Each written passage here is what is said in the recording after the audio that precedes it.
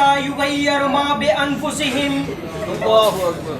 خدا نے آج تک اس قوم کی حالت نہیں بدلی جس کو نہ ہو خیال خود آپ اپنی حالت کے بدلنے کا.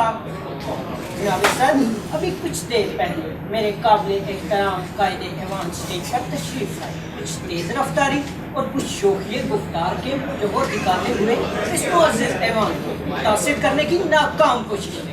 مگر میں تو ان کی باتوں کے جواب میں اتنا ہی کہنا چاہتا ہوں, لوگ کاہل ضرور ہو جاتے, بات کرتے ہیں جو تم طریقے سے, اتنا سن لو جو دھوکہ دینا ہے جھوٹ بولو مگر سلیقے سے. جی ہاں جناب صاحب, میرے ساتھی ایڑی چوٹی کا زور لگا کر یہ ثابت کرنے کی ناکام کوشش کر رہے ہیں کہ آج کا نوجوان اقبال کا شاہین ہے, اقبال جیسے عظیم شاعر کا شاہین, بلندیوں اور رفتوں کے لیے سرگرداں. مگر آج کے نوجوان انہیں طاقت گفتار پر ناز تو ہے مگر بات کرنے کا سلیقہ نہیں نادانوں کو. یہ ان نوجوانوں کو اقبال کا شاہین قرار دیتے ہیں جو اپنی تہذیب کو کھو کھاتے جائے اور مغربی تہذیب ہمارے من کو بائے گا نظر آتے ہیں. یہ کیا جانے کہ سقراط نے زہر کا پیالہ کس بنا پر پیا, حضرت بلال کی تپتی ریت پر صدا آخد آخد, مصعب بن زبیر کے دہتے کوئلوں پر بھی استقلال عظیم, اور امام عالی مقام کی سرفروشی کیا تھی. طارق بن زیاد کشتیاں جلانے کا حکم کیوں دیتے ہیں, محمد بن قاسم جیسے نوجوان سندھ کے کافرستان کو اسلام کی روشنی سے منور کرتے ہیں. یہ کیا جانے کہ اقبال کی شاہین کی منزل تو آسمانوں پر ہوتی ہے, جبکہ یہ نوجوان سگریٹ کے دھوئیں کے مرغولے اڑاتے, لٹکتے مٹکتے اور اپنے آپ کو سلوسٹر سیلوٹ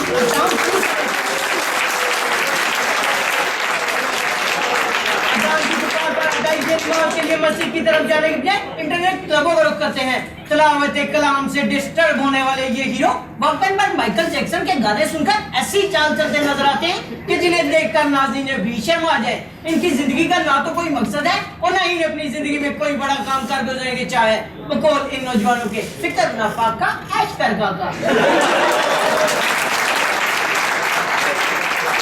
زندگی میں ہر طرف اندھیرا ہے, ہر سم دشت و غبار ہے. یہ چاند اور مریخ پر پہنچنے کی بات تو کیا کریں گے, یہ تو بغیر کسی راکٹ کے ہی جہاز بنے پھرتے ہیں.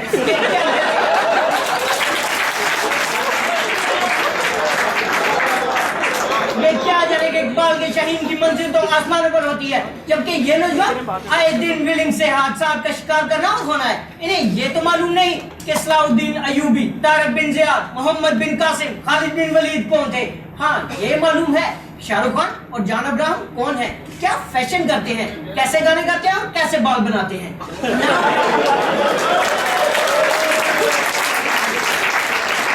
نہ وہ غزنوی میں تڑپ رہی, نہ وہ غم ہے زلف ایاز میں. اور ان نوجوانوں کے لیے کیا کہوں کہ انوکھی وضع ہے, سارے زمانے سے نرالے ہیں. یہ عاشق کون سی بستی کے یار اب رہنے والے ہیں. یہ نوجوان اقبال کے پیغام کو کیا سمجھیں گے, یہ تو اقبال کی شاعری کو امتحان میں چوائس پر چھوڑ دیتے ہیں کہ انہیں تو مغربی تہذیب و تمدن سے محبت ہے. اگر آپ کو غیر ملکی امبیسیوں کے بعد کلیجہ تھامے کوئی نوجوان بیٹھا نظر آئے تو اس غلط فہمی کا شکار نہ ہو جائیے گا کہ اسے عارضۂ قلب لاحق ہے, بلکہ رکیے, اس کے قریب جائیے اور غور سے سنیے تو ہائے امریکہ کی دہائیاں سنائی دیں گی. انہیں اپنے ملک کی کلرکی تو ناپسند ہے مگر امریکہ جانے کے لیے یہ صدا ضرور لگاتے ہیں, ہائے بوشی ہمیں امریکہ بلوا لو, چاہے پھر ہم سے فلیشی دلوا لو, ہوٹلوں میں ہم سے بیرا گیری ہی کروا لو, چاہے اپنے کتے ہی نلوا لو, مگر ہمیں ایک بار امریکہ بلوا لو. جناب علی, اقبال کی شاعری تو نوجوانوں کا عمل پر ابھارتی ہے, عشق حقیقی عطا کرتی ہے, جوش عمل پر ابھارتی ہے اور کچھ کر گزرنے کا جذبہ بیدار کرتی ہے. جی ہاں, یہ نوجوان بھی ان جذبات سے لبریز ہیں.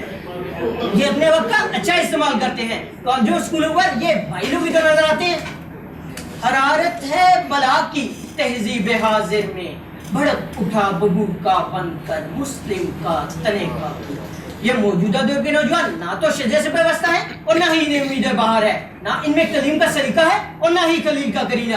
انہی نوجوانوں کے لیے تو باہر گیا ہے جن کو آتا نہیں دنیا میں کوئی فن تم ہو, نہیں جس قوم کو پروائے نشے من تم ہو, بجلیاں جس میں ہو آسودہ وہ خرمن تم ہو, بیچ کھاتے ہیں جو اسلاف کے مدفن تم ہو.